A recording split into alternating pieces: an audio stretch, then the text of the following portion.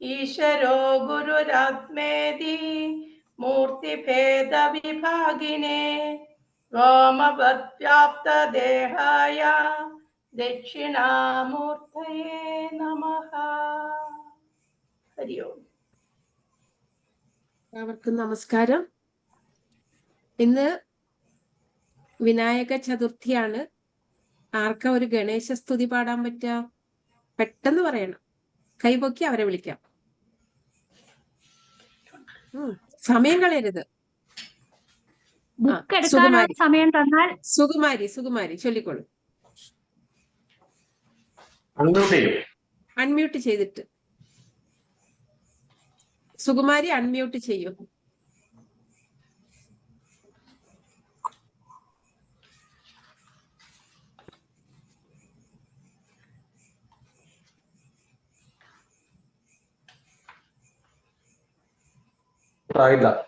Unmute ആയിട്ടില്ല. ശരി, വേറെ ആർക്കെങ്കിലും അവർക്ക് അൺമ്യൂട്ട് ചെയ്യാൻ എന്തോ ബുദ്ധിമുട്ടുണ്ട്. വേറെ ആരാ ചൊല്ലുക? പെട്ടെന്ന് പറയൂ. ശ്രീദേവി ചൊല്ലിക്കോളൂ. ശ്രീ ഗണേശ ജയ ഗണേശ ഹരി ഗണേശ പാഹി മാം. ശ്രീ ഗണേശ ജയ ഗണേശ ജയ ഗണേശ പാഹി മാം. കന്നിമൂല ഗണപതിയെ ശ്രീ ഗണേശ പാഹി മാം. കന്ദൻ തിരു സോദരനെ ജയ ഗണേശ പാഹി മാം. ശക്തിയിൻ ബാലകനെ ശ്രീ ഗണേശ പാഹി മാം. ശാസ്താവിൻ സോദരനെ ജയ ഗണേശ പാഹി മാം. ജ്ഞാനത്തിൻ വിത്തകനെ ശ്രീ ഗണേശ പാഹി മാം. ജ്ഞാനസ്വരൂപനെ ജയ ഗണേശ പാഹി മാം. നന്ദിവാഹൻ ബാലകനെ ശ്രീ ഗണേശ പാഹി മാം. നിത്യസുഖം തന്തരുൾവാൻ ജയ ഗണേശ പാഹി മാം. മുക്കണ്ണൻ ബാലകനെ ശ്രീ ഗണേശ പാഹി മാം. മൂഷിക വാഹനനെ ജയ ഗണേശ പാഹി മാം. മാനവ പൂജിതനെ ശ്രീ ഗണേശ പാഹി മാം. മോക്ഷവഴി അരുൾവോനെ ജയ ഗണേശ പാഹി മാം. ശ്രീ ഗണേശ ജയ ഗണേശ ഹരി ഗണേശ പാഹി മാം. ശ്രീ ഗണേശ ജയ ഗണേശ ജയ ഗണേശ പാഹി മാം. നമുക്ക് ഗണേശനെ വന്ദിച്ചുകൊണ്ട് ഇന്നത്തെ ക്ലാസ്സിലേക്ക് കടക്കാം. ഭഗവത്ഗീത നമ്മൾ കുറെ പേര് പഠിച്ചതാണ്, അല്ലെങ്കിൽ പഠിക്കാൻ ശ്രമിച്ച് തുടങ്ങിയിട്ടുള്ള ഒന്നാണ് ഭഗവത്ഗീത. ഇനിയും നമുക്ക് ഒരുപാട് മനസ്സിലാക്കാനുണ്ട്. ശ്ലോകങ്ങൾ പഠിച്ചത് കൊണ്ടോ അതിന്റെ അർത്ഥം അവിടുന്ന് ഇവിടുന്നൊക്കെ കുറച്ചൊക്കെ മനസ്സിലാക്കിയത് കൊണ്ടോ ഒന്നും ഭഗവത്ഗീത പഠിച്ചു എന്ന് പറയാൻ പറ്റില്ല. പിന്നെയോ അതില് ഭഗവാൻ പറഞ്ഞിട്ടുള്ള തത്വം എന്താണോ അത് നമ്മുടെ ജീവിതത്തിൽ അനുഭവത്തിൽ വരുന്നുണ്ടെങ്കിൽ നമ്മൾ കുറച്ചൊക്കെ പഠിച്ചു എന്ന് പറയാം. എന്നാലും എപ്പോഴൊന്നും നമുക്ക് വരാറില്ല, അല്ലെ? ചില സന്ദർഭങ്ങളിൽ നമുക്ക് തോന്നാറുണ്ട്, എന്തിനാ ഞാൻ ഇതൊക്കെ പഠിച്ചേ, ഇത്രയും പഠിപ്പിച്ചേ, എന്നിട്ടും ഞാനെന്താ ഇങ്ങനെ, ഞാനെന്താ നന്നാവാത്തെ എന്നൊക്കെ നമുക്ക് തോന്നാറുണ്ട്. എനിക്കും തോന്നും, നിങ്ങൾക്കും തോന്നും. ഇതൊക്കെ സ്വാഭാവികമാണ്. എന്താ കാരണം? ഭഗവാൻ പറഞ്ഞിട്ടുണ്ട്, നമ്മുടെ ശരീരവും മനസ്സും ബുദ്ധിയും ഒക്കെ ഉണ്ടാക്കിയിരിക്കുന്നത് ഈ പ്രകൃതിയിലെ സത്വ രജ തമോ ഗുണങ്ങൾ കൊണ്ടാണ്. പിന്നെയോ ഭഗവാൻ എന്താണ്? ഈ ഗുണങ്ങൾക്കൊക്കെ അപ്പുറമുള്ളതാണ്, നിർഗുണനാണ്. ആ ഒരു തലത്തിലേക്ക് നമ്മൾ എത്രമാത്രം ഉയരുന്നോ അതിനനുസരിച്ചിട്ട് നമുക്ക് ഈ ലോകത്ത് നടക്കുന്ന, നമുക്ക് സംഭവിക്കുന്ന ഏത് പ്രതികൂല സാഹചര്യങ്ങളെയും സമചിത്തതയോടെ കൈകാര്യം ചെയ്യാൻ പറ്റും. അതത്ര എളുപ്പമൊന്നുമല്ല, കുറെ സമയമെടുക്കും. ആ തലത്തിലേക്ക് ഉയരാനുള്ള ഉപദേശങ്ങളാണ് ഈ ഭഗവത്ഗീതയിൽ ഉടനീളം ഭഗവാൻ പറഞ്ഞു തരുന്നത്. ഒറ്റ വാക്കിലങ്ങ് ഉപദേശിച്ച് പോയിക്കൂടെയും ചോദിച്ചാൽ അങ്ങനെ എന്തുമാത്രം ഉപദേശങ്ങളുണ്ട്. തത്വമസി നമുക്ക് വല്ലതും മനസ്സിലായോ? നമുക്ക് ജീവിതത്തിൽ പകർത്താൻ പറ്റുന്നുണ്ടോ? അഹം ബ്രഹ്മാസ്മി നമുക്ക് പകർത്താൻ പറ്റുന്നുണ്ടോ? ഇല്ല, അല്ലേ? ഇങ്ങനെയൊക്കെ ഒരുപാട് ഉപദേശങ്ങൾ, അയമാത്മ ബ്രഹ്മ പകർത്താൻ പറ്റുന്നുണ്ട്. ഇങ്ങനെയുള്ള ഉപദേശങ്ങൾ ഒറ്റ വാക്കിലൊന്നും പറഞ്ഞു കഴിഞ്ഞാൽ നമ്മളെ പോലുള്ള സാധാരണ മനുഷ്യർക്ക് അത് നമ്മുടെ നിത്യജീവിതത്തില് അനുഭവത്തിൽ വരാൻ അത്ര എളുപ്പമല്ല. അതിനു വേണ്ടിയിട്ടാണ് ആചാര്യന്മാര് ഇങ്ങനെയുള്ള കഥകളിലൂടെയും തത്വ ജ്ഞാന ക്ലാസ്സുകളിലൂടെയും ഒക്കെ നമ്മളെ മുന്നോട്ട് നയിക്കുന്നത്. ഇപ്പൊ കുറേ ഇങ്ങനെ കേട്ട് കഴിയുമ്പോ പണ്ട് രതി മാം ഒരു കഥ പറഞ്ഞ ഓർമ്മയില്ലേ? എന്താണ്, ഒരു മണ്ണ് പുരണ്ട കൊട്ടയില് മുത്തച്ഛൻ ഒരു കുട്ടിയോട് വെള്ളം എടുത്തു കൊണ്ടുവരാൻ പറഞ്ഞു. അപ്പൊ കുട്ടി ആദ്യമൊക്കെ വെള്ളം എടുത്തോളൂ. കുട്ടി ചോദിച്ചു, എന്തിനാ മുത്തച്ഛ ഇതില് വെള്ളം കോരി കൊണ്ടുവരുന്ന? അടുത്തുള്ള കുളത്തുനിന്ന് വെള്ളം എടുക്കാൻ പറഞ്ഞതാണ്. മണ്ണ് പുരണ്ട ഒരു കൊട്ടയാണ്, ഈ എന്താ മുള കൊണ്ടോ മറ്റോ മെടഞ്ഞുണ്ടാക്കിയതാണ്. അപ്പൊ കുട്ടി വെള്ളം എടുത്തിട്ട് എത്ര ഓടി ഓടി വന്നാലും ഇവിടെ എത്തുമ്പോഴത്തേനും ആ വെള്ളമൊക്കെ പോയിട്ടുണ്ടാവും. പിന്നെയും എടുക്കും, ഇവിടെ എത്തും, വെള്ളം പോയിട്ടുണ്ടാവും. അവസാനം കുഞ്ഞ് മുത്തച്ഛനോട് ചോദിച്ചു, ഇതുകൊണ്ട് എന്താ കാര്യം? ഞാൻ വെള്ളം എടുത്ത് കൊണ്ടുവരുന്നു, വെള്ളം പോകുന്നു, ഇപ്പൊ ഇതുകൊണ്ട് വലിയ കാര്യമൊന്നുമില്ലല്ലോ എന്ന് ചോദിച്ചപ്പോ മുത്തച്ഛൻ പറഞ്ഞു, നീ ആ കൊട്ട ഒന്ന് നോക്കൂ, ഇപ്പൊ എങ്ങനെയുണ്ട് ആ കൊട്ട? കൊട്ട നന്നായിട്ട് വൃത്തിയായിട്ടുണ്ട്. അതുപോലെയാണ് നമ്മൾ ഈ ഭഗവത്ഗീത ക്ലാസ്സും നാരായണീയം ക്ലാസ്സും ഒക്കെ ഇങ്ങനെ കേട്ട് പറഞ്ഞ് പാടി ചൊല്ലി അതിന്റെ അർത്ഥം മനസ്സിലാക്കി ഇതിങ്ങനെ ചെയ്തുകൊണ്ടിരിക്കും. എന്താവും? നമ്മുടെ ആ സത്വം അതിങ്ങനെ പ്യുവറായി ശുദ്ധമായി കുറച്ചെങ്കിലും വന്നുകൊണ്ടിരിക്കും, ഇല്ലേ? ഒരു ഇത്തിരിയെങ്കിലും ആയിക്കഴിഞ്ഞാൽ അത് തന്നെ ലാഭമല്ലേ? സ്വല്പം അഭ്യസ്യ ധർമ്മസ്യ ത്രായതേ മഹതോ ഭയാത്, അല്ലേ? എന്താ മ്യൂട്ട് ചെയ്തിട്ട് ഓക്കെ, പറഞ്ഞു കഴിഞ്ഞിട്ട് പറയാം. നമുക്ക് ഇടയ്ക്ക് നിങ്ങൾക്ക് സമയം തരാം. അപ്പൊ കുറച്ചെങ്കിലും അഭ്യസിച്ചാൽ മതി. ഭഗവാൻ പറയുന്നുണ്ട്, നിങ്ങൾ ഇതില് 100-ല് 100 മാർക്കൊന്നും വാങ്ങിക്കണ്ട, അല്ലെ? നമ്മൾ സാധാരണ കുട്ടികളോട് എന്താ പറയാ? നീ ക്ലാസ്സിൽ ഫസ്റ്റ് ആവണം, ഇല്ലെങ്കിൽ എന്റെ തനി സ്വഭാവം കാണുന്നേ, അല്ലേ? അല്ലെങ്കിലോ 100-ല് ഒരു 96 വേണം. അടുത്ത വീട്ടിലെ കുട്ടിക്ക് എപ്പോഴും 97, 98 കിട്ടുന്നുണ്ട്. അതിനടുത്തെങ്കിലും എത്തിയില്ല, എനിക്ക് നാണക്കേടാണ്, തലകുനിച്ച് നടക്കേണ്ടി വരും ഞാൻ, ഇങ്ങനെയൊക്കെയല്ലേ നമ്മൾ പറയാം. എന്നാൽ ഇവിടെ ഭഗവത്ഗീതയില് ഭഗവാൻ പറയുന്നുണ്ട്, സ്വൽപ്പം അഭ്യസ്യ ധർമ്മസ്യ, ഈ ധർമ്മം നിങ്ങൾ കുറച്ചെങ്കിലും ഒന്ന് നിത്യജീവിതത്തിൽ പകർത്തിയാൽ മതി, അഭ്യസിച്ചാൽ മതി. അപ്പൊ എന്താവും? ത്രായതേ മഹതോ ഭയാത്, വലിയ ഭയത്തിൽ നിന്നും നിങ്ങളെ ഇത് രക്ഷപ്പെടുത്തും. എന്താണ് നമ്മുടെ ഈ വലിയ വലിയ ഭയമൊക്കെ? ഏറ്റവും പ്രധാനം എന്താണ്? മരണഭയം, അല്ലേ? ഏറ്റവും വലിയ ഭയം മരണഭയാണ്. ഒന്ന് നമ്മുടെ മരണത്തെക്കുറിച്ചുള്ള ഭയം, നമുക്ക് വേണ്ടപ്പെട്ടവരുടെ മരണത്തെക്കുറിച്ചുള്ള ഭയം. ഇതിനെ രണ്ടിനെയും അതിജീവിച്ചാൽ തന്നെ നമ്മൾ ശക്തരായി. എന്താ കാരണം? ജനിച്ചതൊക്കെ മരിക്കും. ആർക്കെങ്കിലും ഇവിടെ അതിനെ അതിജീവിക്കാൻ പറ്റുന്നുണ്ടോ? ആർക്കും പറ്റും. നമ്മുടെ ഈ ശരീരത്തിനും മനസ്സിനും തീർച്ചയായിട്ടും മരണം ഉണ്ടാവും. പിന്നെയോ ഒരു സൂക്ഷ്മ ശരീരമുണ്ട്, അതിന് വീണ്ടും ജനനം ഉണ്ടാവും, മരിച്ചത് വീണ്ടും ജനിക്കുകയും ചെയ്യും.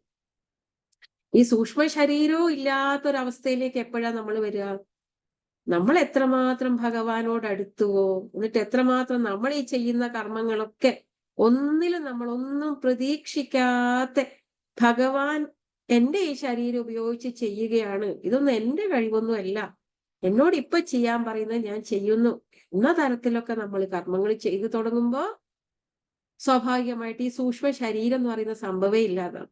പുരുഷനിൽ നിന്നും പുരുഷോത്തമനിലേക്ക് ഉയരും. അതാണ് 15-ാം അധ്യായം പറയുന്നത്, പുരുഷോത്തമയോഗം. ഇങ്ങനെ ഓരോ തലത്തില് നമ്മളെ പറഞ്ഞിട്ട് ഭഗവാന്റെ തലത്തിലേക്ക് ഭഗവാൻ ഉയർത്താൻ ഒരു ആഗ്രഹം നടക്കുന്നൊന്നും ഉറപ്പൊന്നുമില്ല. എന്നാലും ഭഗവാൻ ഒന്ന് ശ്രമിക്കുകയാണ്. അർജുനനെ മുൻനിർത്തിക്കൊണ്ട് നമുക്ക് വേണ്ടിയിട്ട് ഇങ്ങനെ പറഞ്ഞു തരികയാണ് ഈ 18 അധ്യായങ്ങളും 700 ശ്ലോകങ്ങളും. നമ്മുടെ ഒരു ഭാഗ്യാണ്. എന്താണ് ഭാഗ്യം? നമ്മൾ എന്ന് പറഞ്ഞു കഴിഞ്ഞാൽ ഈ പ്രകൃതിയിൽ ഏറ്റവും വിശിഷ്ടമായ ഒരു സൃഷ്ടിയാണത്രേ. അനേകം സൃഷ്ടികൾ വേറെയും ഉണ്ട്, പക്ഷെ ഏറ്റവും ശ്രേഷ്ഠമായ ഏറ്റവും വിശിഷ്ടമായ ഒരു സൃഷ്ടിയാണത്രേ ഈ മനുഷ്യൻ എന്ന് പറയുന്നത്. അതുകൊണ്ടാണല്ലോ നമ്മള് മറ്റെല്ലാത്തിനെയും നിയന്ത്രിക്കാൻ ശ്രമിക്കുന്നത്. അപ്പൊ ഇങ്ങനെയുള്ള ഒരു സൃഷ്ടി, അങ്ങനെയുള്ള ഒരു ശരീരവും മനസ്സും ബുദ്ധിയും തലച്ചോറും ഒക്കെ നമുക്ക് കിട്ടിയിട്ടുണ്ട്. പക്ഷെ നമുക്കത് ഉപയോഗിക്കാൻ അറിയില്ല. അറിയോ? ശരിയായ രീതിയിൽ അതിനെ ഉപയോഗിക്കാൻ അറിയെങ്കിൽ നമ്മളൊന്നും ഇങ്ങനെയൊന്നും ആയിരിക്കില്ല, അല്ലെ? നമുക്ക് ആരോടും ദേഷ്യമൊന്നും ഉണ്ടാവില്ല, ആരോടും വൈരാഗ്യമൊന്നും ഉണ്ടാവില്ല. അവര് പോട്ടെ, അവരങ്ങനെയാണ്, അവരങ്ങനെ ചെയ്യട്ടെ, ഞാൻ ഇങ്ങനെയാണ്, ഞാൻ എൻ്റെതായ വഴിക്ക് പോകും, ഇതാണ് എൻ്റെ ശരി. അവരോട് തല്ലുകൂടാനോ അവരോട് എതിർത്ത് പറയാനോ അവരെ നന്നാക്കാനോ ഇതൊന്നും എന്റെ ഡ്യൂട്ടി അല്ല. ഞാൻ നന്നായി കഴിഞ്ഞാല്, ഞാൻ നല്ല രീതിയിൽ പെരുമാറിക്കഴിഞ്ഞാല്, ഞാൻ നല്ല രീതിയിൽ എന്റെ കർമ്മങ്ങൾ ചെയ്താല് എന്റെ വഴി ഇങ്ങനെ മുന്നിൽ തെളിഞ്ഞു വരും. സ്വാഭാവികമായിട്ട് നമ്മളിൽ പ്രകാശം വരുമ്പോ, നമ്മൾ മുന്നോട്ട് പോകുമ്പോ മറ്റുള്ളവർ നമ്മളുടെ അടുത്തേക്ക് വരും. അത്രയൊക്കെ നമ്മൾ ചെയ്യാനുള്ളൂ. അല്ലാതെ നമ്മളോട് ഭഗവാൻ പോലെ ഈ ലോകം മാറ്റിമറിക്കാനൊന്നും പറയുന്നൊന്നുമില്ല. ഉണ്ടോ ഭഗവത്ഗീതയിൽ എവിടെയെങ്കിലും പറയുന്നുണ്ടോ? എവിടെയും പറയുന്നില്ല. പിന്നെ എന്താ പറയുന്നേ? നിന്റെ മുന്നിൽ വരുന്ന കർമ്മം എന്താണോ അത് നീ ഏറ്റവും ഭംഗിയായിട്ട് ചെയ്യൂ അർജുന. അത് യുദ്ധമാണെങ്കിൽ യുദ്ധം, അത് തുടങ്ങുന്നതിന് മുമ്പ് വരെ ഒരുപാട് സമയമുണ്ട് അതൊക്കെ ഒഴിവാക്കാനും അതിനു വേണ്ടിയിട്ട് പ്രയത്നിക്കാനും ഒക്കെ. പക്ഷെ അതൊക്കെ കഴിഞ്ഞു യുദ്ധം തീരുമാനിച്ചു. ഒരു കല്യാണം തീരുമാനിച്ച പോലെ തന്നെയാണ് അല്ലേ? എല്ലാം കഴിഞ്ഞ് കല്യാണ പന്തലിൽ വന്നിരുന്നിട്ട് അയ്യോ എനിക്ക് വേണ്ട ഈ പെണ്ണിനെ, ഞാനിപ്പോ കെട്ടൂല, അല്ലെങ്കിൽ ഈ ചെക്കനെ വേണ്ട, ഞാനിപ്പോ കെട്ടില്ല എന്ന് പറയുന്നതിൽ വല്ല അർത്ഥമുണ്ടോ? ഇല്ല. അപ്പൊ നമ്മൾ അവിടെ ചെയ്യേണ്ട എന്താണ്? അങ്ങ് നിന്ന് കൊടുക്കന്നെ, ബാക്കി വരുന്നിടത്ത് വെച്ച് കാണാം, ഇല്ലേ? അതുപോലെയാണ് നമ്മുടെ നിത്യജീവിതവും. അർജുനനോട് ഭഗവാൻ ഇത് ഭഗവത്ഗീത പറഞ്ഞു കൊടുക്കുന്നത് ഒരു ഗുരുസന്നിധി പോലെ ഒരു സ്ഥലത്ത് ഒരു അരയാലിന്റെ കീഴിൽ ഇരുന്നിട്ടൊന്നുമല്ല. പിന്നെയോ ഒരു യുദ്ധഭൂമിയിൽ വെച്ചിട്ടാണ് പറഞ്ഞു കൊടുക്കുന്നത്. നമ്മൾ ഓരോരുത്തരും യുദ്ധഭൂമിയിൽ തന്നെയാണ്, അല്ലെ? നമ്മുടെ ജീവിതം ഇങ്ങനെ മുന്നോട്ട് കൊണ്ടുപോകുന്ന സമയത്ത് പല തലത്തിലുള്ള ആളുകള്, പലതരത്തിലുള്ള ആളുകള്, പല പല പല സാഹചര്യങ്ങള് ഒക്കെ നമുക്ക് നേരിടേണ്ടി വരും.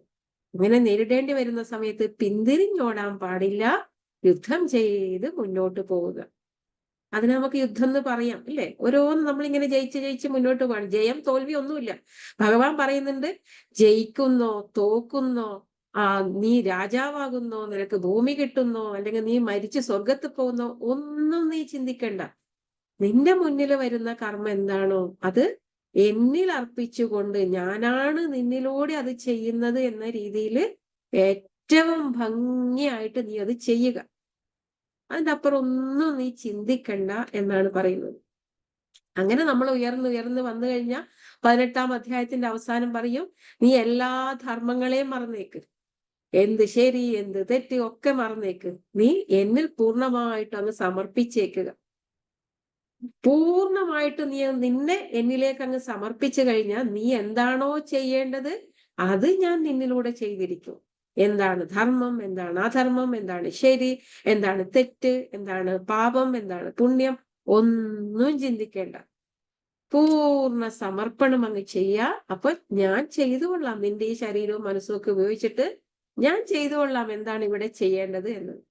അങ്ങനെ ചെയ്യുമ്പോഴാണ് നമ്മളൊക്കെ ഇതുപോലുള്ള ക്ലാസ്സുകൾ പിന്നെയും പിന്നെയും തുടങ്ങുന്നതും നമ്മൾ പിന്നെയും പിന്നെയും ഇവിടെ വന്ന് ഇരിക്കുന്നതും ഇതൊക്കെ കേൾക്കുന്നതും ഒക്കെ, ഇല്ലേ? മനസ്സാണ് തീരുമാനിക്കുന്നതെങ്കിൽ മനസ്സ് പറയും, വേണ്ട, ഇന്ന് അവിടെ ഗണേശ ഫെസ്റ്റിവലിന്റെ ഘോഷയാത്ര പോകുന്നുണ്ട്, നമുക്ക് അവിടെ പോകാം. ഞാൻ അവിടെ നിന്നാണ് ഇപ്പൊ ഓടി വന്നത്. അപ്പൊ മനസ്സ് പറയും, അവിടെ സുഹൃത്തുക്കളൊക്കെ ഉണ്ട്, അവിടെ ഇരിക്കാം, നല്ല പായസം, അവരൊക്കെ അവിടെ ഇത് പ്രസാദമൊക്കെ കൊടുക്കാൻ പോന്നേ ഉള്ളൂ, അതൊക്കെ കഴിക്കാന്നൊക്കെ മനസ്സ് പറയും. പക്ഷെ ഭഗവാൻ പറയുന്നത് നീ പോയി അവിടെ ഇരിക്കുന്നു പറയും, ഇല്ല? ഈ ശരീരത്തോട് പറയുന്നു, ബുദ്ധിയോട് പറയുന്നു, പോയി അവിടെ ഇരിക്കും, നിന്നെയും കാത്ത് കുറച്ചുപേര് അവിടെ ഉണ്ട്. അപ്പോ ഇതാണ് വ്യത്യാസം. ഒരു എളുപ്പത്തിൽ മനസ്സിലാക്കാനൊന്ന് പറഞ്ഞൊന്ന് മാത്രം. അങ്ങനെ ഭഗവത്ഗീത എന്ന് പറയുന്ന ആ ഒരു ഗ്രന്ഥം എന്ന് പറയുമ്പോൾ അതൊരു പ്രത്യേക ഗ്രന്ഥമാണോ? അല്ല. അത് എവിടുന്ന് എടുത്തതാണ്? മഹാഭാരതം എന്ന് പറയുന്ന ഒരു ഇതിഹാസത്തിന്റെ ഉള്ളിൽ നിന്നെടുത്ത ചെറിയൊരു ഭാഗമാണ്. മഹാഭാരതത്തില് ഏകദേശം 1,00,000-ത്തിലധികം ശ്ലോകങ്ങളുണ്ട്. അത്രയും ശ്ലോകങ്ങളുള്ള മഹാഭാരതത്തില് 18 പർവങ്ങളുണ്ട്. ഓരോ ഭാഗമായിട്ട് തിരിച്ചിരിക്കുകയാണ്. ഓരോ ഭാഗത്തിനെ പർവങ്ങൾ എന്ന് പറയും. 18 പർവങ്ങളുണ്ട്. ആ പർവങ്ങളില് 6ാമത്തെ പർവത്തിന്റെ പേരാണ് ഭീഷ്മ പർവം. മഹാഭാരതം എന്ന് പറയുന്ന ബൃഹത്തായ ഇതിഹാസ ഗ്രന്ഥം, വലിയ ഗ്രന്ഥമാണ്. അതിനകത്തുള്ള 18 പർവങ്ങളില് അതിൽ 1,00,000-ത്തിലധികം ശ്ലോകങ്ങളുണ്ട് എല്ലാത്തിലും ചേർന്നിട്ട്. 18 പർവങ്ങളുണ്ട്. ഈ ഓരോ പർവത്തിലും കുറെ അധ്യായങ്ങളുണ്ട്. അങ്ങനെ 6ാമത്തെ പർവമായ ഭീഷ്മ പർവത്തില് ഒരു 25 മുതൽ 42 വരുന്ന അധ്യായങ്ങളാണ് ഭഗവത്ഗീത എന്ന പേരിൽ നമ്മൾ അവിടുന്ന് അടർത്തി മാറ്റിയിട്ട് ഒരു പ്രത്യേക പുസ്തകമാക്കിയിട്ട് പഠിക്കാൻ പോകുന്നത്. ആരാണിത് എഴുതിയത്? വേദവ്യാസ മഹർഷിയാണ് എഴുതിയത്. ഇനി ഭഗവത്ഗീത പഠിക്കുന്നതിന് മുൻപ് നമ്മളൊരു ധ്യാന ശ്ലോകം പഠിക്കും, ഇല്ലേ? എന്തിനാണ് ധ്യാന ശ്ലോകം? നമ്മൾ സ്കൂളിലൊക്കെ പഠിക്കുമ്പോൾ നമുക്കറിയാം, ക്ലാസ് തുടങ്ങുന്നതിന് മുമ്പ് നമ്മളൊരു പ്രാർത്ഥന ചൊല്ലാറുണ്ട്, ഇല്ലേ? പ്രാർത്ഥന ചൊല്ലിയില്ലെങ്കിൽ എന്താ, ക്ലാസ്സിൽ നേരിട്ട് ക്ലാസ് പോയിരുന്നാ പോരെ? ക്ലാസ് നടക്കില്ലേ? നടക്കും. പിന്നെയോ, നമുക്കൊരു ധ്യാനാവസ്ഥിത മനസ്സ് വേണം. ഒരു ധ്യാനാവസ്ഥിത മനസ്സിലൂടെ വേണം നമ്മൾ ക്ലാസ്സിലേക്ക് കടക്കാൻ. അതുപോലെ ഭഗവത്ഗീതയിലേക്ക് കടക്കുന്നതിന് മുൻപ് നമ്മളെ ഒന്ന് പാകമാക്കണം. എന്താണ് ഗീതയിലുള്ളത്? ആരാണ് ഗീത എഴുതിയത്? അതിൽ ആരാണ് പറയുന്നത്? ആരോടാണ് പറയുന്നത്? എന്താണ് പറയുന്നത്? ആരാണ് ഭഗവാൻ? ശ്രീകൃഷ്ണൻ ആരാണ്? ഇങ്ങനെയുള്ള കാര്യങ്ങളൊക്കെ ഒന്ന് ചുരുക്കത്തിലൊന്ന് മനസ്സിലാക്കി ഒരു ധ്യാനാവസ്ഥിത മനസ്സിലൂടെ അതിലേക്ക് കടക്കാൻ വേണ്ടിയിട്ടാണ് നമുക്ക് ധ്യാന ശ്ലോകങ്ങൾ എന്ന പേരിൽ 9 ശ്ലോകങ്ങൾ പറഞ്ഞു തന്നിരിക്കുന്നത്. ഗീത പഠിക്കുന്നതിന് മുമ്പ് പഠിക്കാനുള്ളതാണ് ഈ ധ്യാന ശ്ലോകങ്ങള്. അത് എഴുതിയത് വേദവ്യാസരല്ല. പിന്നെയോ, ആരാണ് എഴുതിയത്? അൺമ്യൂട്ട് ചെയ്തിട്ട് പറയൂ, ആരാ എഴുതിയത്? ആരെങ്കിലും ഒരാൾ പറയോ? മധുസൂദന സരസ്വതി എന്ന് പറയുന്ന കവിയും പണ്ഡിതനും ഒക്കെയായ ഒരു മഹാത്മാവ് എഴുതിയതാണ് ധ്യാന ശ്ലോകങ്ങൾ. പിന്നീട് അത് ഈ ഭഗവത്ഗീതയുടെ കൂടെ അതും കൂടെ അച്ചടിച്ചു വരും തുടക്കത്തിൽ. അപ്പൊ നമ്മൾ ആദ്യം അത് പഠിക്കും, എന്നിട്ട് ഗീതയിലെ ശ്ലോകങ്ങൾ പഠിക്കും. ധ്യാന ശ്ലോകങ്ങളിൽ ഒന്നാമത്തെ ശ്ലോകം ആരാ ചൊല്ലുക? കൈപൊന്തിക്കൂ.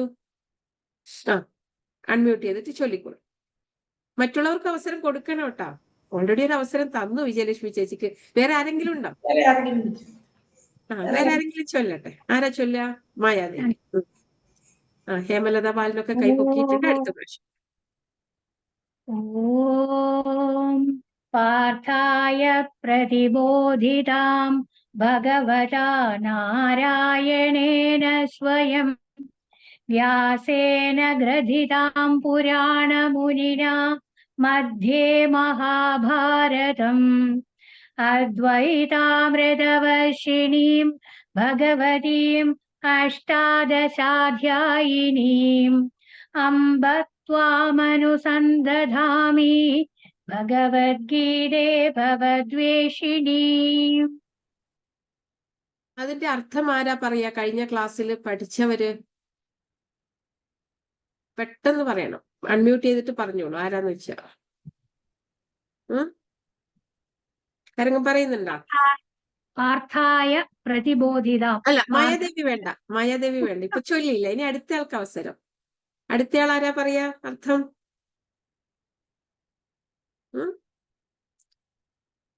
വേഗം വേണം, സമയമില്ല, വെയിറ്റ് ചെയ്യാൻ പറ്റില്ല. ശരി, ആരും വന്നില്ലെങ്കിൽ മായാദേവി. ശരി, പറഞ്ഞു. തെറ്റിയാലൊന്നും കുഴപ്പമില്ല, ഇത്തിരി തെറ്റൊക്കെ വന്നോട്ടെ, കുഴപ്പമില്ല, പറഞ്ഞു. ഭഗവാൻ ശ്രീ നാരായണൻ നേരിട്ട് പ്രാർത്ഥന ഉപദേശിച്ചതും പുരാണമുനിയായ ശ്രീ വേദവ്യാസ മഹർഷി മഹാഭാരതത്തിന്റെ മധ്യത്തിൽ ഇണക്കി വെച്ചതും അദ്വൈതമാകുന്ന അമൃതം ചൊരിയുന്നതും 18 അധ്യായം ഉള്ളതും സംസാരത്തെ സംഹരിക്കുന്നതും ഐശ്വര്യാദി പരിപൂർണവും വാങ്മയവുമായ ഭഗവത്ഗീതയെ അമ്മേ ഭഗവതി അടിയനെന്നും ധ്യാനിച്ചുകൊണ്ടേയിരിക്കുന്നു. നോക്കി വായിക്കരുത്, നോക്കാതെ പറഞ്ഞു തരണം. ഈ മോള് ആലോചിക്കാൻ പറ്റില്ല മാം. അതാണ്. ഓക്കെ, ശരി. അതാണ് ഓം. ഓം എന്നത് ഭഗവാനെ പ്രതിനിധീകരിക്കുന്ന ഒരു ശബ്ദമാണ്, അല്ലേ? ഓം, അതുപോലെ തത്ത്, അതുപോലെ സത്ത്. ഇത് മൂന്നും ബ്രഹ്മത്തിനെ അല്ലെങ്കിൽ ഈശ്വരനെ അല്ലെങ്കിൽ ഭഗവാനെ പ്രതിനിധീകരിക്കുന്ന ശബ്ദമാണ്. ഭഗവാന് പകരമായിട്ട്, ഈശ്വരന് പകരമായിട്ട്, ബ്രഹ്മത്തിന് പകരമായിട്ട് നമുക്ക് ഓം എന്ന ശബ്ദം ഉപയോഗിക്കാവുന്നതാണ്. അതാണ് ഇവിടെ തുടക്കത്തിലുള്ള ഓം. ഓം പാർത്ഥായ പ്രതിബോധിതാം ഭഗവതാ നാരായണേന സ്വയം. ഭഗവാനായ നാരായണനാൽ സ്വയം ബോധിപ്പിക്കപ്പെട്ടത്. പാർത്ഥൻ അഥവാ അർജുനനായിക്കൊണ്ട് അഥവാ അർജുനനെ മുന്നിൽ നിർത്തി നമുക്കായിക്കൊണ്ട് ഭഗവാൻ ശ്രീനാരായണനാൽ നേരിട്ട് പറയപ്പെട്ടത്. ഭഗവത്ഗീതയെ കുറിച്ചുള്ള വിശദീകരണമാണ്. പിന്നെയോ വ്യാസേന ഗ്രഥിത പുരാണമുനിന മധ്യേ മഹാഭാരതം. മഹാഭാരതം എന്ന ഗ്രന്ഥത്തില് പുരാണമുനിയായ ശ്രീ വേദവ്യാസ മഹർഷിയാൽ എഴുതപ്പെട്ടതും അദ്വൈതാമൃത വർഷിണി, അദ്വൈതമാകുന്ന അമൃതത്തെ വർഷിക്കുന്നവളും ഭഗവതിയും അഷ്ടാദശാധ്യായിനിയും, അങ്ങനെയുള്ള ഭഗവതി എന്നാൽ ഒരുപാട് ഗുണങ്ങളുള്ള ആളെയാണ് ഭഗവാൻ അല്ലെങ്കിൽ ഭഗവതി എന്ന് പറയുന്നത്. നമുക്കിപ്പോ ചുരുക്കത്തിൽ മനസ്സിലാക്കാം. അങ്ങനെയുള്ള ഭഗവതി അഷ്ടാദശാധ്യായിനിയും 18 അധ്യായങ്ങളോട് കൂടിയവളും അംബ ത്വാം അനുസന്ധതാമി, അമ്മേ അങ്ങയെ ഞങ്ങൾ അനുസന്ധാനം ചെയ്യുന്നു, പിന്തുടരുന്നു, നമിക്കുന്നു. ഭഗവത്ഗീതേ ഭവദ്വേഷിണി, ശ്രീ ഭഗവത്ഗീതയെ ഈ സംസാര ദുഃഖം അകറ്റുന്നവളെ. ഇനി നമ്മൾ ഇത് ഒരുമിച്ച് ചുരുക്കി പറയുമ്പോൾ ഭഗവാൻ നാരായണനാൽ അർജുനനായിക്കൊണ്ട്, പൃഥയുടെ മകനായ പാർത്ഥനായിക്കൊണ്ട് അഥവാ അർജുനനായിക്കൊണ്ട് എന്ന് വെച്ചാൽ ഈ ലോകത്തിലെ മുഴുവൻ മനുഷ്യർക്കും വേണ്ടിയിട്ട് അർജുനനെ മുൻനിർത്തിക്കൊണ്ട് ഭഗവാൻ നാരായണൻ പ്രകർഷേണ ബോധിപ്പിക്കുന്നത്, നല്ലവണ്ണം പറഞ്ഞു കൊടുക്കുന്നത്. പെട്ടെന്നൊന്ന് പറഞ്ഞിട്ട് അതിന് ബാക്കി നീ മനസ്സിലാക്കിക്കോന്നൊന്നും പറയില്ല. പിന്നെയോ വീണ്ടും വീണ്ടും പറഞ്ഞു കൊടുക്കുന്നുണ്ട്, ഇല്ലേ? അർജുനൻ ഓരോരോ സംശയങ്ങൾ ചോദിക്കുമ്പോ ദേഷ്യപ്പെടുന്നൊന്നുമില്ല. അർജുന, നീ ചോദിച്ചത് സത്യമാണ്, അല്ലെങ്കിൽ അതിൽ കാര്യമുണ്ട്, എങ്കിലും ഇങ്ങനെയാണ് എന്നും പറഞ്ഞിട്ടാണ് പറഞ്ഞു കൊടുക്കുക. ഇടക്കിടക്ക് അർജുനൻ ഓരോരോ സംശയങ്ങൾ ചോദിക്കുമ്പോഴും ദേഷ്യപ്പെടാതെ നമ്മുടെ ജിജോ മാഷ് പറയായിരുന്നു, ഇതൊക്കെ എനിക്കൊരു പാഠമാണ്. കുട്ടികൾ ചോദിക്കുമ്പോൾ ഞാൻ ദേഷ്യപ്പെടുമായിരുന്നു, ഇപ്പൊ അവർ ചോദ്യങ്ങൾ ചോദിച്ചാലും ഞാൻ ദേഷ്യപ്പെടാതെ പറഞ്ഞു കൊടുക്കാൻ തുടങ്ങി എന്ന്, ഇല്ലേ? നമ്മുടെ കഴിഞ്ഞ ബാച്ചിലെ പ്രൊഫസർ. അതുപോലെ ഭഗവാൻ ദേഷ്യപ്പെടാതെ വീണ്ടും വീണ്ടും നന്നായിട്ട് പറഞ്ഞു കൊടുക്കുന്ന ഒന്നാണ് ഭഗവത്ഗീത. പുരാണ മുനിയായ വ്യാസനാൽ രചിക്കപ്പെട്ടതാണ്. മഹാഭാരതം എന്ന ഗ്രന്ഥത്തിന്റെ മധ്യത്തിൽ വരുന്നതാണ്. അതിൽ 18 അധ്യായങ്ങളുണ്ട്. അദ്വൈതമാകുന്ന അമൃത് വർഷിക്കുന്നതാണ്. എന്താണ് ഈ അദ്വൈതം? ഇവിടെ രണ്ടുണ്ട് എന്ന തോന്നലാണ് ദ്വൈതം. ഭഗവാൻ വേറെയാണ്, നമ്മൾ വേറെയാണ് എന്ന തോന്നലിലാണ് നമ്മൾ ഈ ഓടുന്നത്. ഭഗവാനെ കാണാനായിട്ട് അമ്പലങ്ങളിലേക്കും ആശ്രമങ്ങളിലേക്കും അല്ലെങ്കിൽ പൂജാമുറിയിലേക്കും, അല്ലെ, ഇവിടെയൊക്കെ ഓടും നമ്മൾ. അതാണ് ദ്വൈതം. നമ്മൾ വേറെ, ഭഗവാൻ വേറെ, ചുരുക്കത്തിൽ പറയും. ഇനി അദ്വൈതം എന്ന് പറയുമ്പോഴോ, നമ്മളിങ്ങനെ ഭഗവാനെ അനുഭവിച്ചൊരു തലയെത്തുമ്പോൾ നമുക്ക് മനസ്സിലാവും നമ്മൾ വേറെയല്ല, ഭഗവാൻ വേറെയല്ല, രണ്ടും ഒന്ന് തന്നെയാണ് എന്ന ഒരു തലം.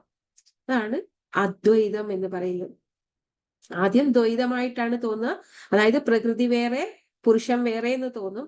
പിന്നെ കുറെ കഴിയുമ്പം ഈ പുരുഷൻ തന്നെയാണ് അഥവാ ഭഗവാൻ തന്നെയാണ് ഈ പ്രകൃതിയിലെ പഞ്ചഭൂതങ്ങളായി മാറിയതും ആ പഞ്ചഭൂതങ്ങളാൽ നമ്മുടെ ശരീരവും മനസ്സും നിർമ്മിക്കപ്പെട്ടതും, എന്നിട്ട് അതിനകത്ത് ആ പുരുഷനായ ജീവനായ ഭഗവാൻ ഇരിക്കുന്നതും എന്നൊക്കെയുള്ള തോന്നല് ആദ്യം. പിന്നെ ഇതൊക്കെ ഒന്ന് തന്നെയാണ്, ഭഗവാൻ തന്നെയാണ് ഇതൊക്കെ ആയിട്ട് മാറിയത് എന്ന ഒരു അനുഭവ തലത്തിലേക്ക് വരുമ്പോൾ അതാണ് അദ്വൈതം എന്ന് പറയുന്നത്. ഇവിടെ ഭഗവാനല്ലാതെ യാതൊന്നുമില്ല. കാണുന്നതും കേൾക്കുന്നതും എല്ലാം ഭഗവാനാണ്.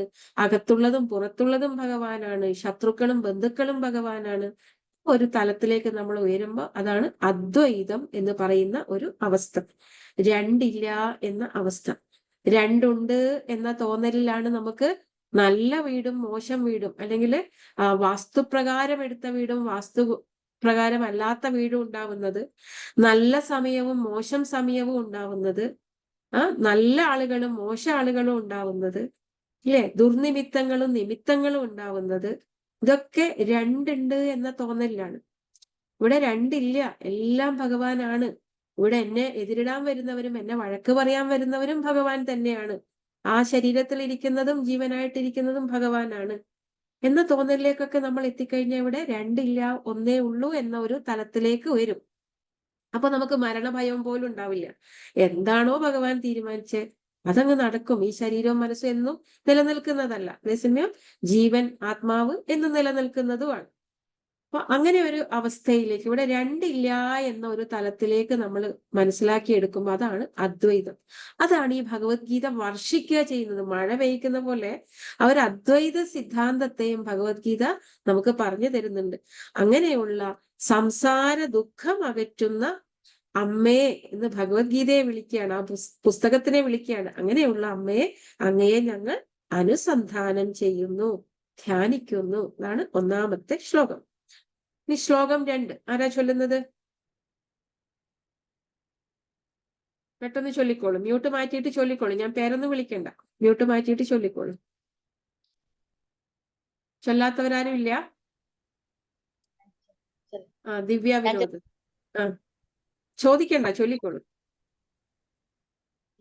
നമോസ്തുതേ വ്യാസ വിശാല ബുദ്ധേ പുല്ലാരവിന്ദായത പത്രനേത്ര യേന ത്വയാ ഭാരത തൈലപൂർണ പ്രജ്വാലിതോ ജ്ഞാനമയ പ്രദീപഃ. നമോസ്തുതേ വ്യാസ വിശാല ബുദ്ധേ പുല്ലാരവിന്ദായത പത്രനേത്ര യേന ത്വയാ ഭാരത തൈലപൂർണഃ പ്രജ്വാലിതോ ജ്ഞാനമയ പ്രദീപഃ. നമോസ്തുതേ വ്യാസ വിശാല ബുദ്ധിയെ, നമിക്കുന്നു. ആരെ? വിശാല ബുദ്ധിയായ വ്യാസ മഹർഷിയെ. അദ്ദേഹം എങ്ങനെയുള്ള ആളാണ്? പുല്ലാരവിന്ദായത പത്രനേത്ര, വിടർന്ന താമരപ്പൂ പോലത്തെ കണ്ണുകളോട് കൂടിയ വ്യാസ മഹർഷിയെ ഞങ്ങൾ നമിക്കുന്നു. ഏനത്വയാ ഭാരത തൈല പൂർണ്ണ പ്രജ്വാലിതോ ജ്ഞാനമയ പ്രദീപഃ. ആരാണോ മഹാഭാരതമാകുന്ന തൈലത്തില് അറിവാകുന്ന ദീപത്തെ പ്രകാശിപ്പിച്ചത്, അങ്ങനെയുള്ള വ്യാസമുനിയെ ഞങ്ങൾ നമിക്കുന്നു. മാത്രല്ല, അദ്ദേഹം വിടർന്ന താമര പോലത്തെ കണ്ണുകളോട് കൂടിയ ആളാണ്. എന്ന് വെച്ചാല് അത്രയും ഭംഗിയുള്ള കണ്ണ് എന്നല്ല അർത്ഥം. ഒട്ടലില്ലാത്ത കണ്ണ്. ഇതാണ് ഒട്ടലില്ലാത്ത കണ്ണ്. നമ്മളൊരു സുഹൃത്തിന്റെ വീട്ടിൽ പോയി കഴിഞ്ഞാല് അവിടെ മനോഹരമായ ഒരു പനിനീർ പൂവിന്റെ ചെടി കാണുന്നു. നമ്മൾ എന്ത് പറയും? ഓ, എന്ത് ഭംഗിയാ ആ പൂവ് കാണാൻ, ഒരു കമ്പ് തരുമോ എന്ന് ചോദിക്കും, ഇല്ലേ? നമുക്ക് അതിനോടൊരു ഒട്ടല് വന്നു. അത് എനിക്ക് സ്വന്തമാക്കണം എന്നൊരു ചിന്ത വന്നു. അത് തെറ്റാണെന്നാ പറയാം. നമുക്ക് ഈ കാണുന്നതൊക്കെ എനിക്ക് വേണം, അതും എനിക്ക് വേണം, എനിക്കിനിയും പണം വേണം, എനിക്കിനിയും സ്വത്തുക്കൾ വേണം, അല്ലെ എനിക്കിനിയും പൂക്കൾ വേണം, എന്റെ വീട് നിറച്ച് പൂക്കൾ വേണം, അല്ലെങ്കിൽ എനിക്ക് ഇനിയും ഭക്ഷണം കഴിച്ചാലും മതിയാവാത്ത രീതിയിൽ ഭക്ഷണം വേണം, എനിക്ക് ഇനി യാത്ര ചെയ്യണം. ഇങ്ങനെയൊക്കെയുള്ള ഒരു തോന്നല് നമ്മുടെ ഉള്ളിൽ ഉണ്ടാക്കുമല്ലോ. ആരെങ്കിലും അത് ചെയ്യുന്ന കാണുമ്പോൾ അതെനിക്കും വേണം, ആരെങ്കിലും അവിടെ പോയി എനിക്കും പോണം, അല്ലെങ്കിൽ ആരെങ്കിലും അത് കഴിച്ചു എനിക്കും കഴിക്കണം. ഇങ്ങനെയുള്ള കാണുന്നതിനോടൊക്കെയുള്ള ഒരു ഒട്ടല് നമുക്കുണ്ട്. എന്നാല് ഈ വ്യാസ മഹർഷിക്ക് ഈ ലോകത്തുള്ള എന്ത് വേണമെങ്കിലും അദ്ദേഹത്തിന് സ്വന്താക്കാം, പക്ഷെ ഒന്നും സ്വന്താക്കാൻ നിൽക്കില്ല. ഒന്നിനോടും ഒട്ടലില്ല, അറ്റാച്ച്മെന്റ് ഇല്ല. അങ്ങനെയുള്ള കണ്ണിനെയാണ് താമര കണ്ണ് എന്ന് പറയുന്നത്.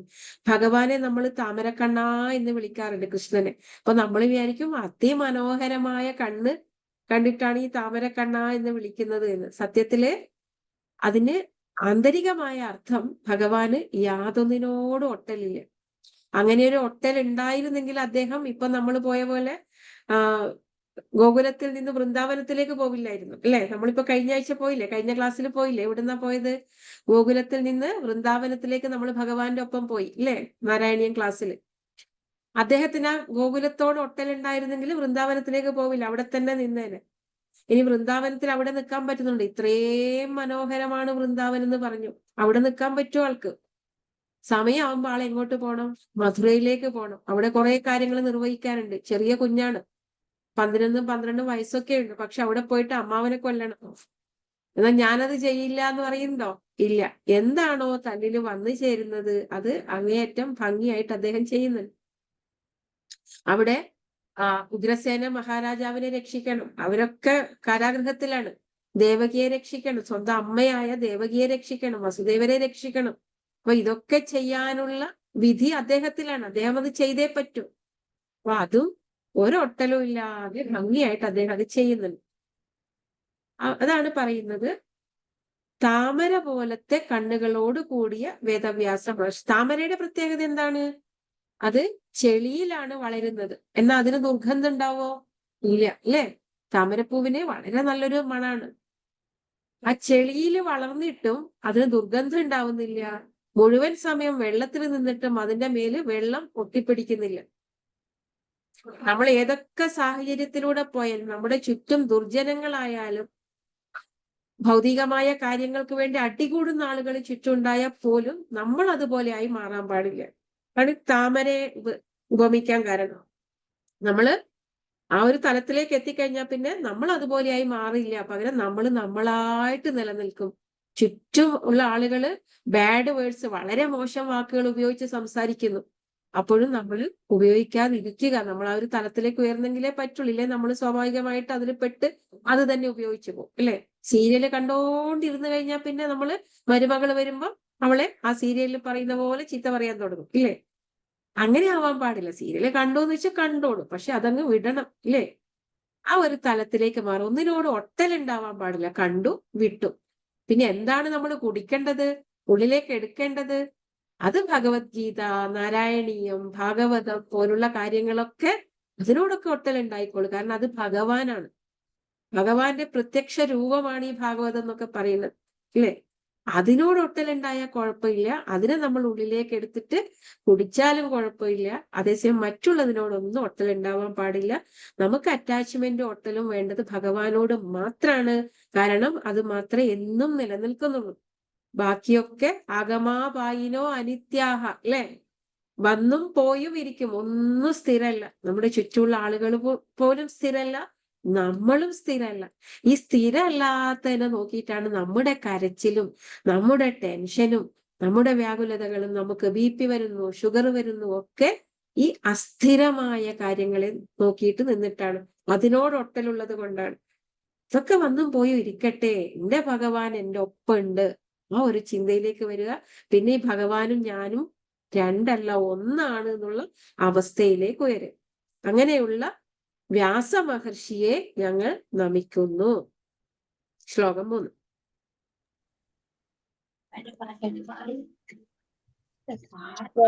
പെട്ടെന്ന്.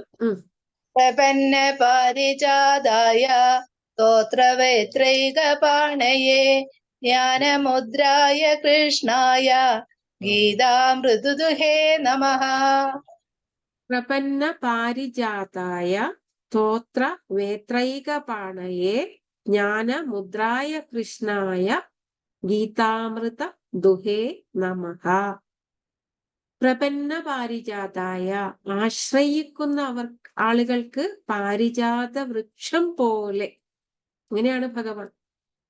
തന്നെ ആശ്രയിച്ചു, മുഴുവനായിട്ടങ്ങ് ആശ്രയിച്ചു എന്ന് ഭഗവാന് തോന്നിക്കഴിഞ്ഞാല് പിന്നെ ഒരു കൽപ്പവൃക്ഷം പോലെയാണ് ഭഗവാൻ.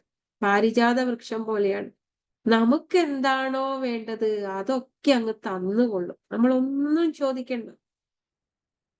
ഭഗവാൻ തന്നെ നമ്മുടെ ചുറ്റും പല ആളുകളായിട്ട് ഇങ്ങ് വരും. നമുക്ക് ഒരു ഡ്രൈവറെ വേണം, ഭഗവാൻ തന്നെയായിരിക്കും ഡ്രൈവറായിട്ട് വരിക. നമുക്കൊരു കുക്കിനെ വേണം, ഭഗവാൻ തന്നെയായിരിക്കും കുക്കായിട്ട് വരിക. അല്ലെങ്കിൽ നമുക്കൊരു എന്താ നമുക്ക് എന്ത് വേണമെങ്കിലും അത് തന്നെ ഭഗവാൻ പല രൂപത്തിൽ ഇങ്ങനെ വന്നുകൊണ്ടിരിക്കും. നമുക്ക് നല്ലൊരു വീട് വേണം, അതും ഭഗവാൻ എങ്ങനെയെങ്കിലും വെച്ച് തരും. നമുക്ക് എന്താണോ വേണ്ടത് അത് നമ്മൾ പറയേണ്ട ആവശ്യമില്ല, അറിഞ്ഞു ചെയ്യും. എന്നാണ് പ്രപന്ന പാരിജാതായ. പാരിജാത വൃക്ഷം പോലെ ആശ്രയിക്കുന്ന ആളുകൾക്ക് പാരിജാത വൃക്ഷം പോലെയാണ് ഭഗവാൻ. പണ്ട് ഗീതാ ക്ലാസ് എടുക്കും പാരിജാത വൃക്ഷത്തിന്റെ ഒരു കഥ പറഞ്ഞിരുന്നു, ഓർമ്മയുണ്ട് ആർക്കെങ്കിലും? ഒരാള് ഒരു ദീർഘദൂര യാത്രയിലായിരുന്നു. അങ്ങനെ നടന്ന് ഒരു കാട്ടിലെത്തി. ആ കാട് കടന്നിട്ട് വേണം അദ്ദേഹത്തിന് അടുത്ത ഗ്രാമത്തിലേക്ക് പോവാൻ. പഴയ കാലാണ്. അദ്ദേഹം കാട്ടിലെത്തിയ സമയത്ത് അവിടെ തളർന്നിട്ട് ഒരു മരത്തിന്റെ കീഴിൽ വിശ്രമിക്കാൻ വേണ്ടി ഇരുന്നു. ഓർമ്മയുണ്ടോ കഥ? അങ്ങനെ വിശ്രമിക്കുന്ന സമയത്ത് ഇദ്ദേഹത്തിന് തോന്നി, അയ്യോ കിടക്കാൻ ഒരു കട്ടില് കിട്ടിയെങ്കിൽ നന്നായിരുന്നു. ഈ മുള്ളിലും പുല്ലിലും ഒക്കെ എങ്ങനെയാ കിടക്കാന്ന് തോന്നിയപ്പോ ഉടനെ അവിടെ ഒരു കട്ടില് പ്രത്യക്ഷപ്പെട്ടു. അദ്ദേഹം അതിൽ കയറി കിടന്നു.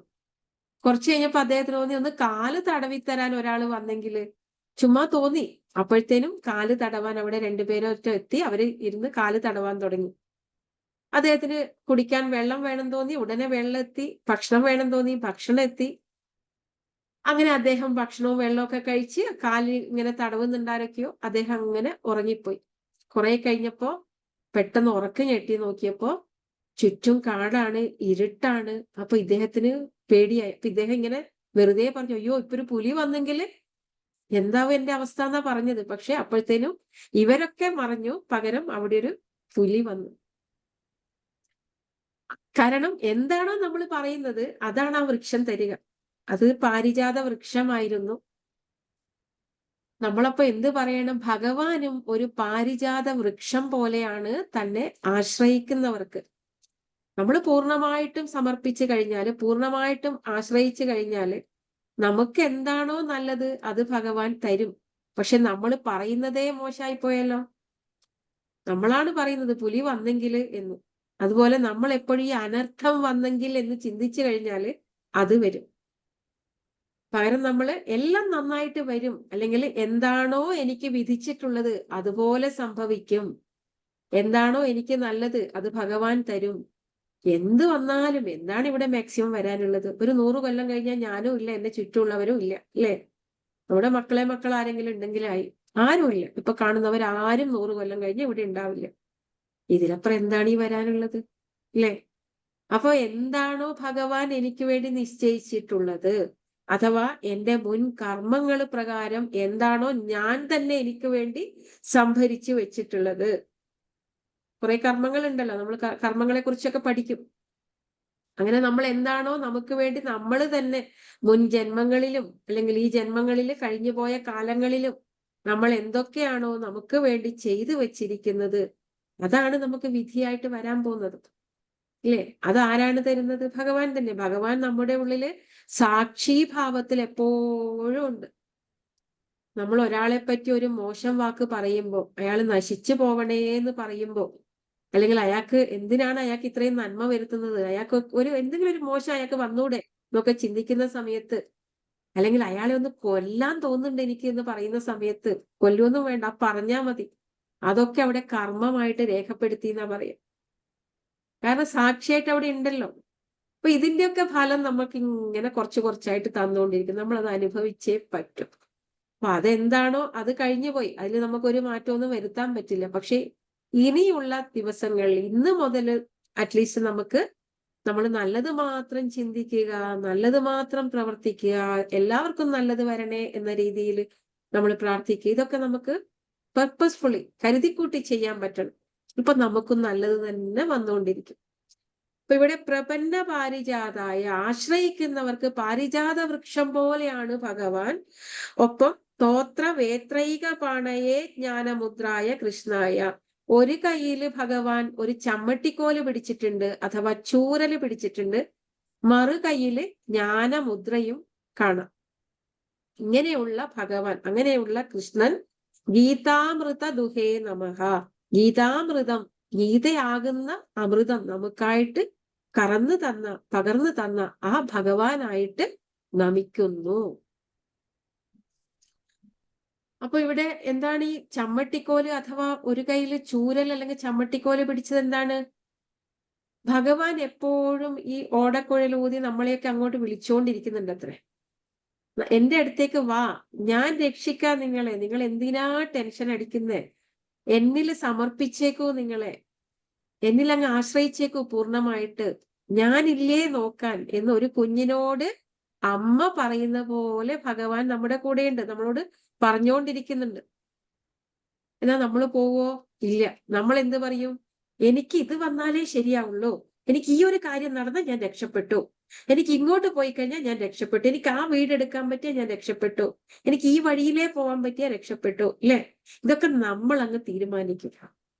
പക്ഷെ നമ്മളൊരു 2, 3, 4 വയസ്സുള്ള കുട്ടിയാണെന്ന് വിചാരിച്ചു, 5 വയസ്സ് ഏകദേശം ബുദ്ധിയുണ്ട്, 5 വയസ്സുള്ള കുഞ്ഞാണ് നമ്മൾ എന്ന് വിചാരിക്കൂ. നമ്മുടെ അമ്മയ്ക്ക് അറിയുന്നതാണോ ശരി, അതോ നമ്മൾ തീരുമാനിക്കുന്നതാണോ ശരി? നമുക്ക് തോന്നും ആ കളിപ്പാട്ടം കിട്ടിയാ ഞാൻ സന്തോഷവാനായി, എനിക്കിനി ഒന്നും വേണ്ട അമ്മേ, ആ ഒരു കളിപ്പാട്ടം കിട്ടിയാൽ മതി, പിന്നെ എനിക്കൊന്നും വേണ്ട, ഞാൻ സന്തോഷിച്ചോളാം എന്ന് നമ്മൾ പറയും. പക്ഷെ ഇവിടെ അമ്മയ്ക്കറിയാം ആ കളിപ്പാട്ടം കൊണ്ട് കളിച്ച അപകടമാണ്, അത് നമുക്ക് എന്തെങ്കിലുമൊക്കെ വലിയ അപകടത്തിന് കാരണമാവും. അപ്പൊ ആ കളിപ്പാട്ടം വേണ്ട, അത് അപകടമാണ്, അതിന് പകരം വേറെ നല്ല ഒന്ന് അമ്മ വാങ്ങിത്തരാം. അത് പറഞ്ഞാൽ നമ്മൾ കേൾക്കില്ല, കാരണം ഇതാണ് കാണാൻ ഭംഗി, എനിക്കത് വേണം എന്ന് പറയും. അപ്പൊ അമ്മ നമ്മളെ രണ്ടടി തരും, ഇല്ലേ?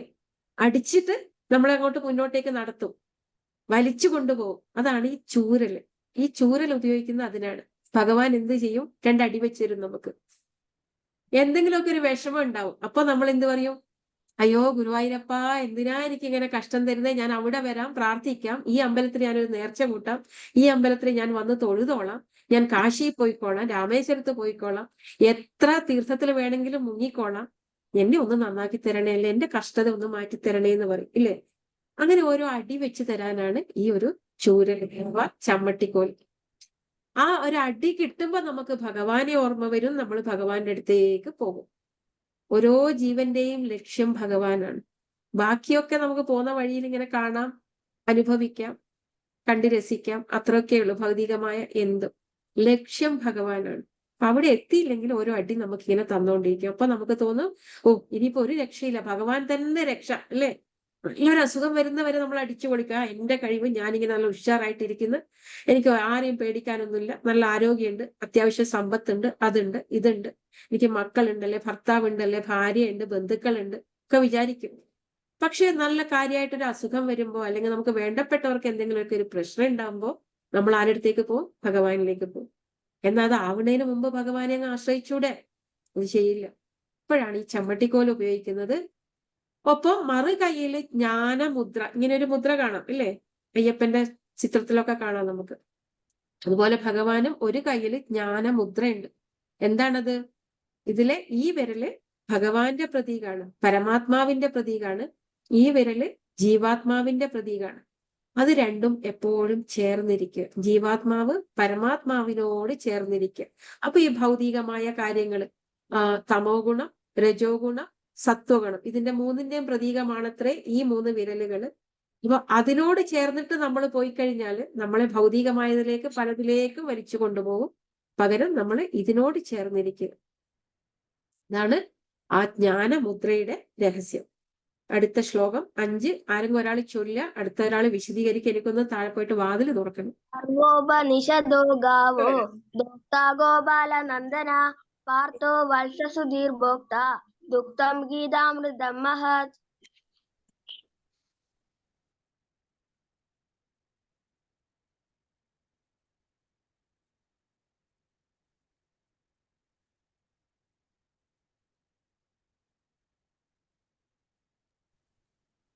സർവോപനിഷദോ ഗാവോ, സർവ ഉപനിഷത്തുക്കളും പശുക്കളാണ്. ദോഗ്ധ ഗോപാലനന്ദനഃ, ഗോപാലനന്ദനാണ് ദോഗ്ധ, കറവക്കാരൻ. ശ്രീകൃഷ്ണനാണ് കറവക്കാരൻ. പാർത്ഥോ വത്സ സുധീർ ഭോക്ത, അർജുനനും പശുക്കിടാവ് അർജുനൻ, ഇവര് ഗീതാമൃതമാണെന്ന് കരുതിയാൽ അത് ഭുജിക്കുന്നവർ ബുദ്ധിമാന്മാരാകുന്നു. അതായത് എല്ലാ ഉപനിഷത്തുക്കളും പശുക്കളാണ്, കറവക്കാരൻ കൃഷ്ണനാണ്, പശുക്കിടാവ് അർജുനനാണ്, പാല് ഗീതാമൃതമാണ്. അങ്ങനെയാകുമ്പോ അത് ഭുജിക്കുന്നവർ ബുദ്ധിമാന്മാരാകുന്നു. സർവോപനിഷദോ ഗാവോ ദോഗ്ധ ഗോപാലനന്ദനഃ പാർത്ഥോ വത്സ സുധീർ ഭോക്ത ദുഗ്ധം ഗീതാമൃതം മഹത്. സർവ ഉപനിഷത്തുക്കളെയും ഒരു പശുവായിട്ട് സങ്കല്പിക്കും. ഒരുപാട് ഉപനിഷത്തുക്കളുണ്ട്, ഇല്ലേ? എത്ര ഉപനിഷത്തുക്കളുണ്ട്? 2000-ലധികം ഉണ്ടായിരുന്നത്ര. ഇപ്പൊ പ്രചാരത്തിലുള്ളത് 108 ഉപനിഷത്തുക്കളാണ്. അതിൽ ഏറ്റവും പ്രധാനം എത്രയാണ്? 10 ഉപനിഷത്തുക്കൾ, അല്ലെ? ദശോപനിഷത്തുക്കൾ. എപ്പോഴാണ് ആ 10-ന് പ്രാധാന്യം വന്നത്? ശ്രീ ശങ്കരാചാര്യര് ആ 10-എണ്ണത്തിന് വ്യാഖ്യാനം എഴുതിയ സമയത്ത്. അതിൽ ഏറ്റവും തുടക്കത്തിൽ പറയുന്നത് ഏതാണ്? ഈശാവാസ്യ ഉപനിഷത്ത്. ഇവിടെ എല്ലായിടത്തും ഈശ്വരൻ നിറഞ്ഞിരിക്കുന്നു, ഈശ്വരനല്ലാതെ ഇവിടെ യാതൊന്നുമില്ല എന്ന് പറഞ്ഞു തുടങ്ങുന്ന ഈശാവാസ്യ ഉപനിഷത്താണ് അതിലെ ആദ്യത്തെ ഒന്ന്. അങ്ങനെയുള്ള സകല ഉപനിഷത്തുകളെയും നമ്മളൊരു പശുവായിട്ട് അങ്ങ് സങ്കല്പിക്കുക. ചുമ്മാ സങ്കല്പിച്ചോ? എല്ലാ ഉപനിഷത്തുക്കളെയും ഒരു പശുവായിട്ട് സങ്കല്പിക്കുകയാണെങ്കിൽ, ഒപ്പം ദോഗ്ധ ഗോപാലനന്ദനഹ, കറവക്കാരനായിട്ട് നമ്മുടെ ഭഗവാനെ അങ്ങ് സങ്കല്പിക്കുക. പുള്ളി ഏത് വേഷവും കെട്ടിക്കോളും, ഇല്ലേ?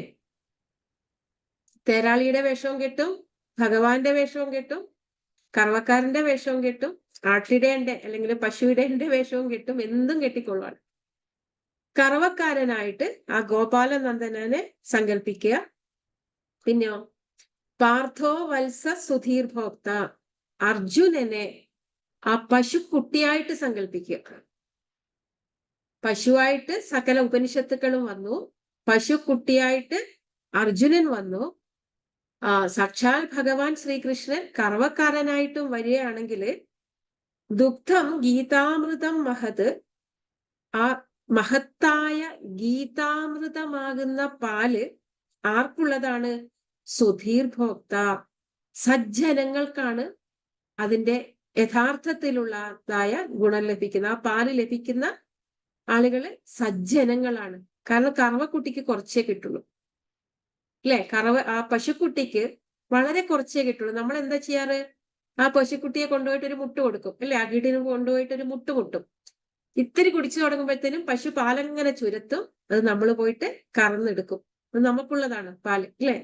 അവസാനം കുറെ കറന്നു കഴിയുമ്പോൾ പാവം ഇത്തിരി കുടിച്ചോട്ടെ എന്ന് പറഞ്ഞിട്ട് ആ പശുക്കുട്ടീനെ അങ്ങോട്ട് വിടും.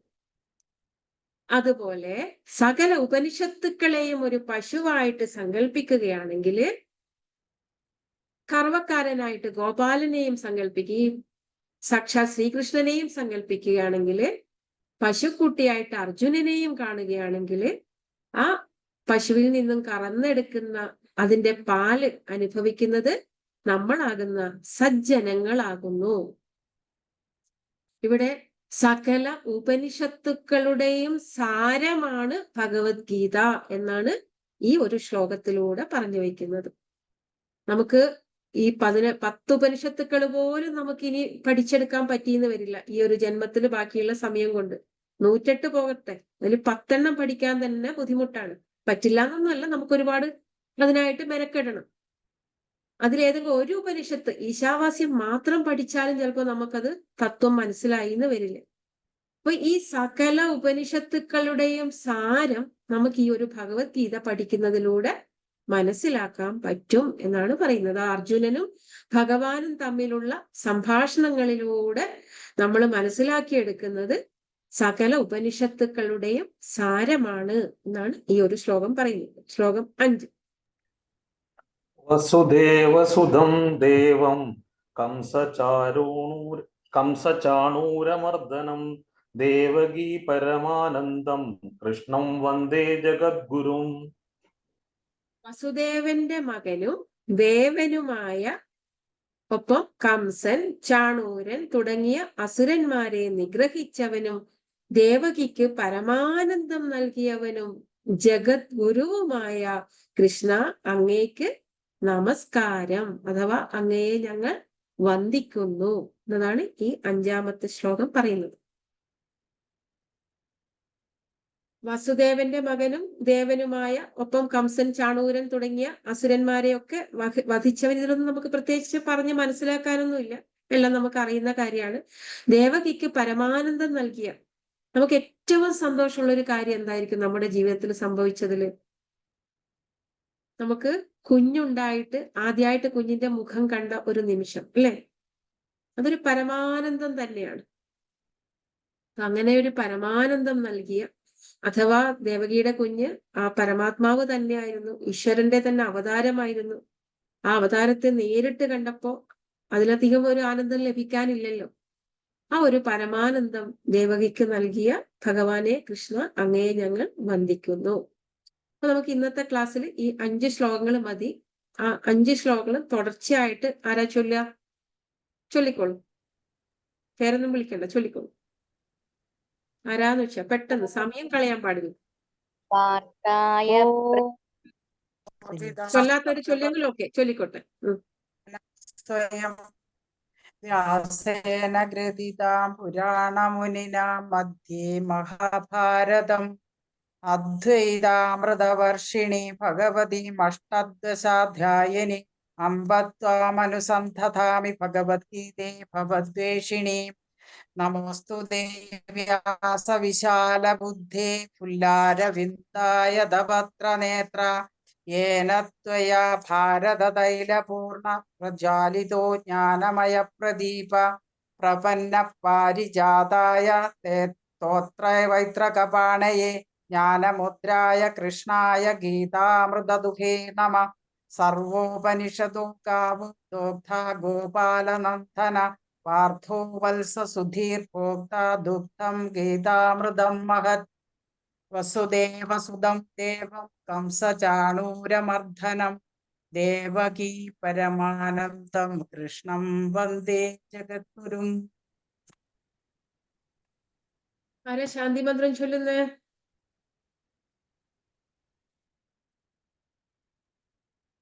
ഇതുവരെ ഒന്നും ചൊല്ലാത്ത ആരെങ്കിലും ഒരാൾ ശാന്തി മന്ത്രം ചൊല്ലിക്കോളൂ. അമ്മ ഹാൻഡ് റൈസ് ചെയ്തിട്ടുണ്ട്. ശാന്തി മന്ത്രം ചൊല്ലുവോ? അമ്മ നേരത്തെ കൈവച്ചിട്ടുണ്ടായിരുന്നു. ഞാൻ അമ്മ ചൊല്ലു. കണ്ടില്ല. ഓക്കെ, ശാന്തി മന്ത്രം വേറെ ആരെങ്കിലും ചൊല്ലിക്കോളൂ. ആരും ചൊല്ലാത്തവര് ചൊല്ലട്ടെ. ആ, ആരാ ചൊല്ലുന്നേ? രതി, ഷീജ, ആരെങ്കിലും ചൊല്ലു. ഷീജ ചൊല്ലട്ടെ അപ്പ. ഷീജ ചൊല്ലട്ടെ. ഷീജ ചൊല്ലിക്കോളൂ.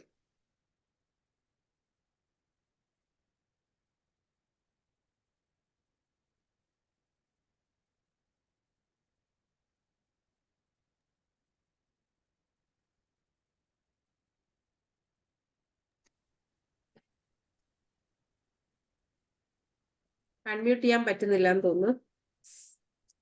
ഓം പൂർണ്ണമദ പൂർണ്ണമിദം പൂർണ്ണാത് പൂർണ്ണമുദച്യതേ പൂർണ്ണസ്യ പൂർണ്ണമാദായ പൂർണ്ണമേവാവശിഷ്യതേ. ഓം ശാന്തി ശാന്തി ശാന്തി. ഹരി ഓം.